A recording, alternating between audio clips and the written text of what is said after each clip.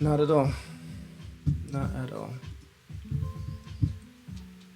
Peace, peace. My name is Cymarshall Law. You are now in tune to the Cymarshall Law Show. Coming live and direct. We got my brother, the man, the myth, the legend, DJ Iris. Bless. Yo, brother. Thank you for coming through. You know, it's crazy. My guy Broadway today, he hit me on WhatsApp. He was like, yo, you never downloaded the album you said you wanted. And the album I wanted from him was Operation Garden State. And that's how I came to know you. Because the first time I ever met you, I walked through a door and I feel like you were playing that joint. Do you remember that moment? I don't. I remember it was Hip Hop Meets Poetry with Mba Haru hosting. Yeah. Exactly. I don't remember what I was playing though. Mba Haru, another New Brunswick legend. So, and since that time, I've seen you pretty much in every spot in New Brunswick since DJing.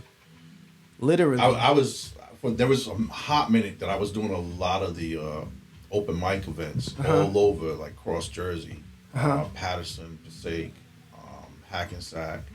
So there was a minute where that was all I was doing. It was a bunch of open mics. I don't know if there's any other DJ that I know personally that has been DJing in New Brunswick more than you for like the last like 15, 20 years. Nah, Absurd. There's definitely. I mean, I know Absurd has been killing it, but besides him, it's like you and a couple other cats. Yeah, there's a handful of us that's I haven't done Brunswick in a minute. I ain't gonna lie. What makes you keep the love for it and to keep doing it? The DJ aspect, I think, what pushes me for DJing nowadays, I like sharing music, and typically I don't like playing the same old. Like I don't like having the same playlist other DJs have. So a lot of DJs, they have a tendency to do like throwbacks, and that's cool to incorporate it with new shit though. Not just or another thing that they do is only play new shit. So I try to mix not just the old and new, but also the genres. Like, so do you feel there's enough new good hip hop nowadays? Never enough good. It's never enough. But do I feel like there's still hip hop now? They currently coming out, definitely. I seen a DJ say the other day he's not putting out his weekly playlist because he hasn't gotten enough dope hip hop, and I didn't know what to think about that. No, there's definitely dope music out there, but it's definitely you having to set yourself out to search for it rather than it coming. So it's the same as it's always been. Nah, I think when you look at early hip hop into like mid to late 90s, almost everything coming out was solid. People had solid albums that you can rock straight through. Right.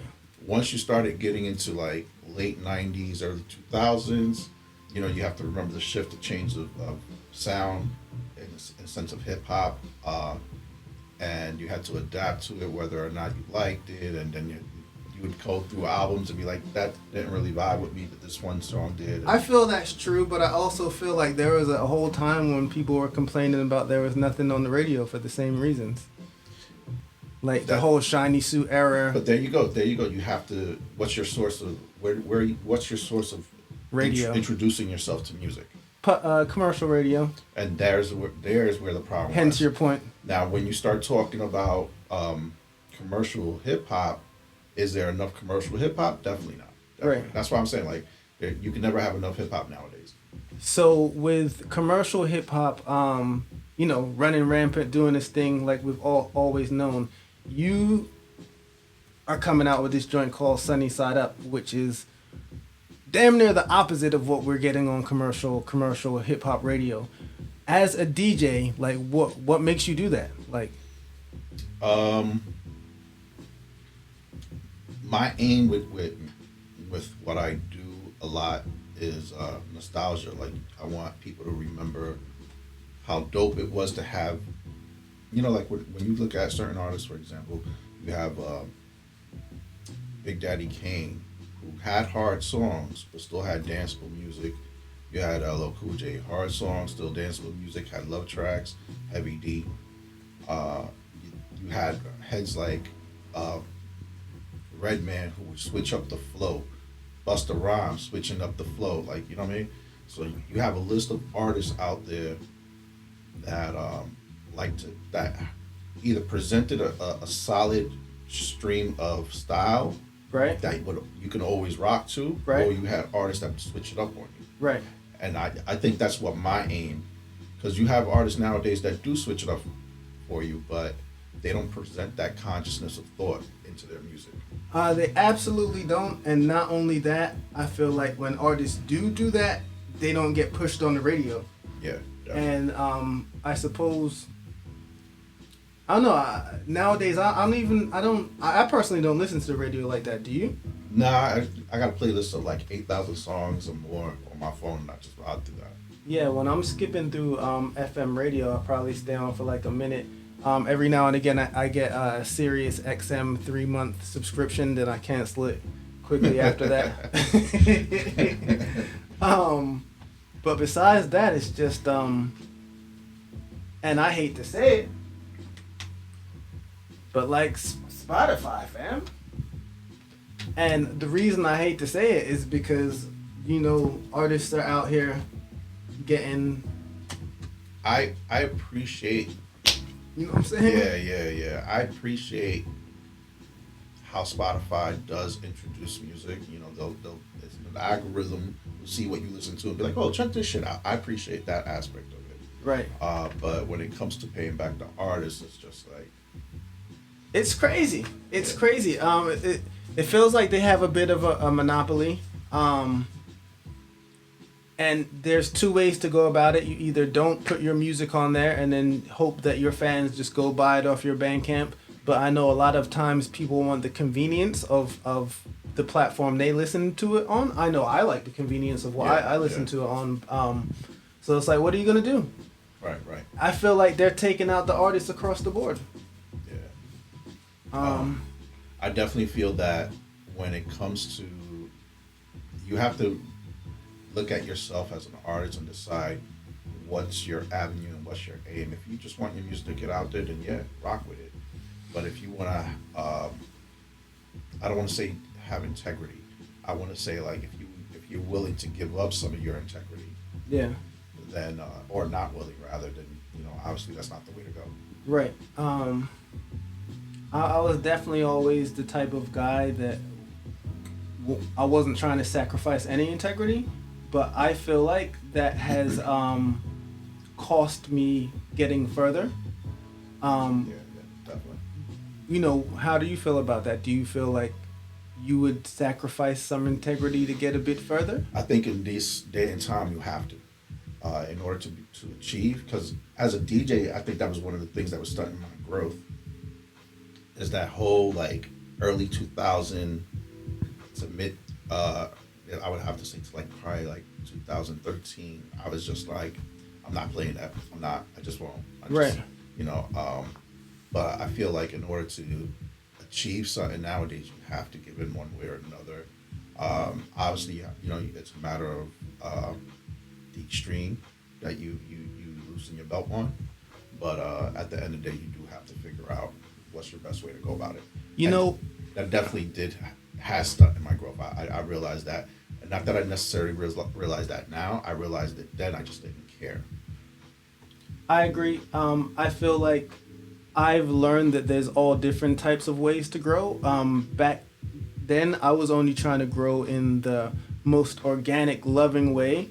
But then there does come to a point where it's like, I want to keep doing the art, but if my kids' jeans have holes in them and they want a new bike, exactly. And like daddy's car needs a new alternator, it's like, what am I really doing this for? Like, right. I want to do this for my legacy, and my legacy is my family, and if I can't support my family with what I love, then what am I really doing? Exactly. And that, when I kind of realized that, for me it was a real big slap in the face. So how do you deal with that? I think that's one of the main reasons why, song-wise, I switch it up. What I mean? So that I do have a playlist that I can rock at a family event versus a hip hop event. Right. And even when I promote, I try not to cross my promotions because family people, they don't care to hear that hardcore shit. Right. Hardcore people, they don't care to hear that family Right. friendly shit. So and they'll and you can easily nowadays you can easily turn people off. Oh, he's doing that, and that's another thing. You know, hip hop has gotten this stigma of being so hard and so rugged that even the industry has kind of steered away from it.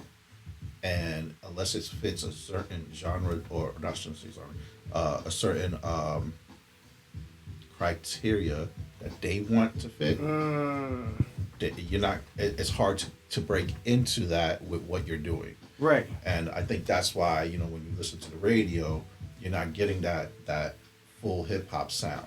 You make me think of a strong point today.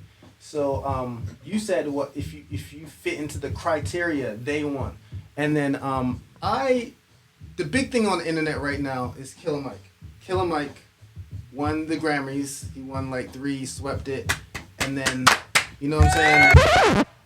That's what they try to do to my man. They try to be like, Yo, but big up Killer Mike. But which made me think, well, damn. There's a lot of people on the internet saying, oh, I've never heard Killer Mike, he's a plant. And I was like, I definitely know Killer Mike, Run the Jewels. He been doing this thing, even before that. But sometimes albums even that big slip past me. Like, they just slip past me. So I was like, yo, this guy got album of the year. I've never heard it. I love hip-hop. So just today, I started playing the joint. And the first track on the album, they probably said the word nigga about 100 times. And so I heard that the Grammys, they do it by what they feel is the best song, not by what's most popular, but the criteria, the people. And track number 1, I heard the word nigga like 100 times. And, I'm sure Killer Mike has a great message, but it didn't gel well with me. Because I was thinking the people who are running the Grammys, they don't even mess with hip hop like that. But that's the song like. I don't want to play that in front of my daughter. I don't want to play it. It was just the thought of, you said the people doing the criteria and the Grammy people are doing the criteria for us to get past, but that's what they're allowing. Right. It's just suspicious. The whole setup to me, I look at it as Halle Berry and Denzel Washington. Halle Berry didn't get that Oscar until she got fucked that way. Denzel has a fucking record. For him to get an Oscar for Training Day was kind of like, like you kind of have to take your wins with your losses. Kind of, it was like, right. But I'm gonna say I'm a huge Killer Mike fan, but I've definitely been rooting for him since he came out with Outkast. And I think one of the first songs solo wise that made me feel like, yo, he's gonna hit motherfuckers was the song called Run with Young Thug on it. My wife, out of all people, she ended up loving the song. Word. And I was like, yo, when he did the Run the Jewels project the first time around, I was like, ooh, and that was something I didn't expect because, one, you're talking about a New York head with a Southerner. You know what I mean? That's a rare combination to begin with right there. Right. And then you're talking about LP with his fucking underground sound with Killer Mike. And right. when you hear or think of Killer Mike at that time frame, you're thinking of, maybe the shit he did with Outkast and Dungeon Family and shit like that. So the combination just fucking worked. Right. I see what you're saying, and I agree wholeheartedly. But shout out to them brothers. Yes. I got the Company Flow vinyl behind me. Shout out to LP. But yo, so how I know you're a father, 11 dad. How do you convey hip hop to your children? How do you give it to your children? Do you push hip hop on your children? Do your children like a certain type of hip hop? Do you care what type of hip hop they like? Like, what's that type of relationship like? All right, I got 5 kids, y'all. So there is definitely.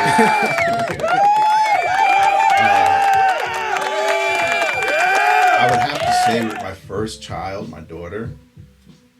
Not that I pushed her into it, but I would just, I guess I still do that. I play what I play If they vibe to it, they vibe to it. But now that my kids have gotten older, I kind of vibe off of them and still incorporate what I listen to with what they listen to. Right. Like my oldest daughter, she's trying to be a DJ as well. Oh yeah, dope. Yeah. And her thing is K-pop nowadays. Ah. So I'm like, I try to remind her like, yo, you can't play K-pop, and she doesn't necessarily spin K-pop as much as she does pop music. Mm-hmm. So she's really big on the pop music when she spins, and I'm like, yo, you got to remember to switch it up. Not everybody cares for that. But like my second oldest, my stepdaughter. Wait. Does she have a DJ name? She prefers DJ Saray, which is her middle name. Shout out to DJ Saray. But on my scene, everybody call her DJ Maisha. Okay, DJ Maisha. Yeah. She got time to figure it out. Yeah, she'll figure it out. Cause she definitely was going back and forth with the name, but my stepdaughter, who's my second oldest, she definitely is more intrigued about learning about the artists, learning the different genres. My oldest son, he dabbles. I think he swings back and forth into like late 90s, early 2000s, and definitely trap. So the good stuff. Yeah, but he's definitely into that drill, like that ignorant drill nowadays. And I'm just like, okay. I try to make him mindful, like, you're talking about, or you're playing people that have committed like hardcore crimes. Right. No, that's right.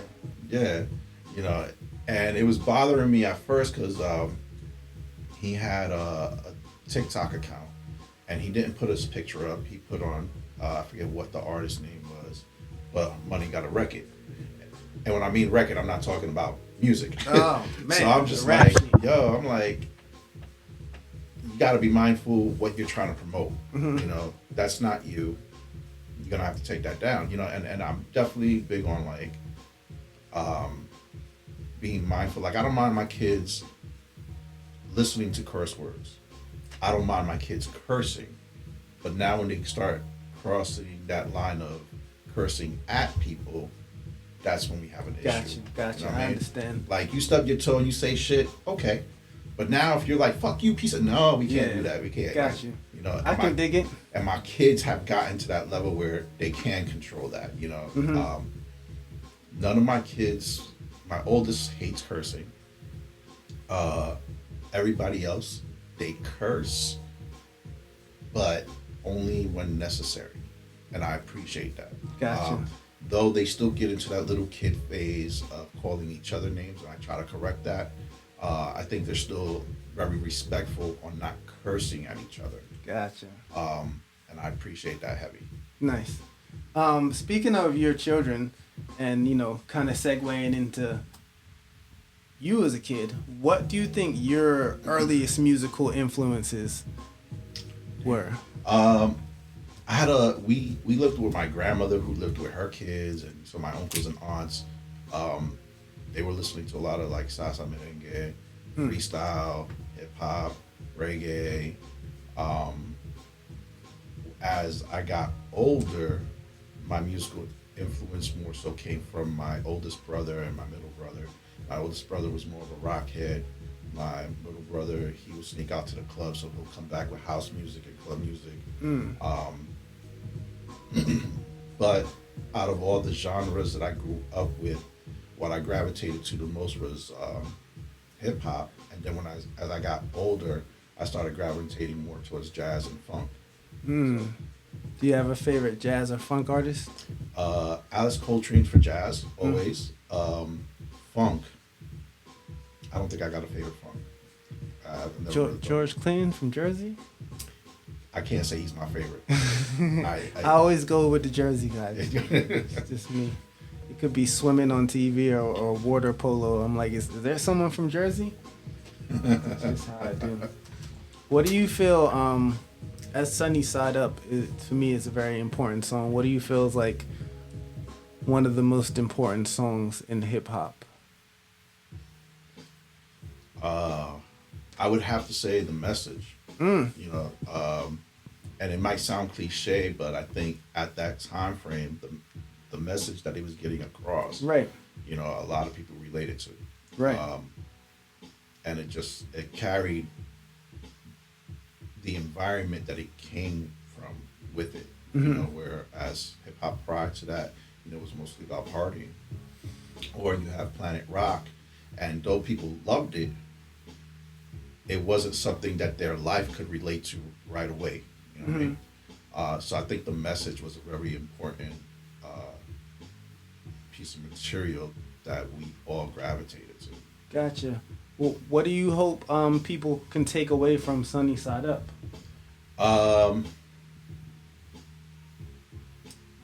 The recognition that the problems that were of yesterday have affected us today, but on a deeper level. Like Right. it's like, yeah, we cut ourselves yesterday, but that scar's a lot deeper now. Right. You know, like the arrogance behind crime today stems from the drug use and the gangs of back then. Right. And the same goes with music. Matter of fact, the same.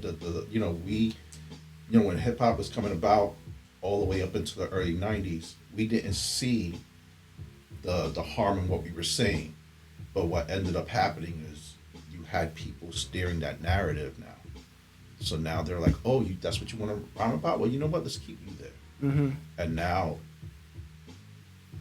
that music, and you know, it's the whole context of art reflects life, life reflects art. Right. It's a cycle.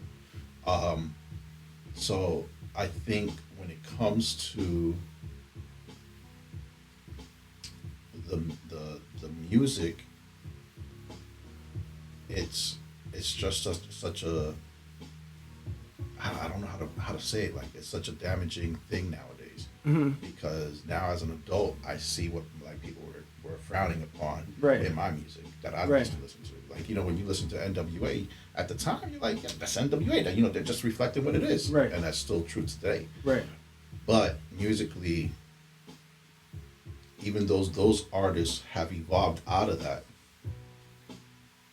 the sound kept evolving into it. If that makes any sense. It does. It makes a lot of sense. That's a bar. That's a bar. Where do you see the music going in like, say, 10, 15 years? Oh, man. I don't know. I think, you know, when I hear certain artists come out, I like when I hear like Earth Gang coming out, like I'm proud of that. Like, to me, that's at the end of the day, at its core, that's hip hop, right? Right. You know, but they're still not getting the same amount of play as a Nicki Minaj. Right. So like I said before, like hip hop's still out there, you know. Whether it gets that mainstream push, I don't see that happening. I do, however, see, even like, especially when you go out on the scenes, you see the thrive of hip hop continuing. Right. You know, but if you're behind closed doors and you're just listening to that radio, watching that flicker, you ain't gonna see that. Not at all. Or you'll see a watered down version. Exactly. That's not the real version. You made some very good points, my friend. Thank you. I try. So what's next for you after Sunny Side Up? You hitting them with another? Yeah, I'm trying to. A lot of the stuff I had put out prior to Sunny Side Up was really mainly to show my friendlier side and my diversity. The stuff I have lined up, except for maybe like one joint, is definitely more on a energetic vibe, harder, definitely more hip hop oriented. But I got a couple of tracks lined up. Dope. We'll see where it goes. And are you doing the album or just dropping the singles? Just dropping singles, bro. Why are you doing that? What's the thought process behind that? I feel like when it comes to albums, it should have a constant mind, feel, vibe to it, you know? And it's okay to switch it up, but it's just like that narrative for me, may switch up where it doesn't. Like I said, like I have a playlist for family. I have a playlist for the, Right. So like trying to push all those songs together just wouldn't sound right to me. Right. I got you. So individually, they work alone. Yeah. I can dig it. Nowadays, it seems like that might be the new way, dropping singles instead of albums. I think you might be on something. And I think also one of the things we steered away from as artists is if it can't be a single, why are you doing it? Right. I like that. So, like a lot of times, with a lot of these albums, and to me, that's one of the things that hurt hip hop was you had artists coming out with these albums and half the album was good, the other half was trash. Right. And you would have people that, but you got to listen to what they didn't put out, or people just, just listen to what they put out. And it shouldn't be like that. It's like, if I'm putting it out, this is what's dope, this is what's hitting. But a lot of artists weren't doing that. So it killed the vibe of hip hop where, like I said, stuff was dropping, almost everything was hard. Everything was hitting. Right. Nowadays, you can't say that. Word. I see what you're saying. So, can't expect the album, but we can expect single after single after single. Indeed. I can appreciate that. So, besides, getting on the mic, are you producing any cats coming up, or? I actually steered away from production. Mm-hmm. My environment has not allowed me to get into it, in context of family-wise and space-wise. But I'm sitting on a library. So what I've been doing was actually, Sunny Side Up is actually something I did produce. It's an old beat. It had to be from like before 2015. Okay. So it is an old beat. It's a dope beat. Appreciate it. And there are even songs that I haven't even released with artists. To the Lost Tapes. Yeah. And like I got a joint with Shabam Shadiq I've been wanting to put out. There's actually almost finished project with JR that'll be never put out. It's like four tracks. And we were supposed to put it out as an EP. And Vast Air, we got Vast Air on one of the joints. I recently reached out to them and to see what we can do with that, at least that one joint, because that joint was phenomenal. Hopefully the people get a chance to hear that, man. We'll see where everything goes. Iris got some things. Trying. Some things. Yeah. So I have also been trying to release some of that here and there, just obviously not with that much of a push that I used to push it before. Gotcha. But we'll see. Like my heart and my mind focus isn't there right now, Gotcha. It's all good. I've learned that we don't have to reach the top of the mountain in one day. Indeed. We are the mountain, my friend. There you go. When does Sunny Side Up drop, and where can the people get it when it drops? I'm still trying to figure out whether or not we're gonna go through that Spotify channel.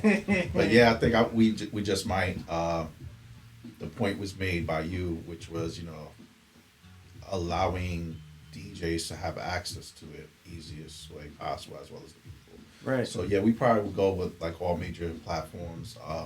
It's supposed to release next month sometime. I forget when. I think the 8th. March 8th. March 8th. There you go. Where can people find you on social media? Iris Nymphlum, DJ Iris, spelled IRS. Iris Alex. Everything spelled IRS. So that's all my Facebook, my TikTok, I believe, and my Instagram. Word. Yo, give it up for one more time for DJ Iris in the building, man. Thank you.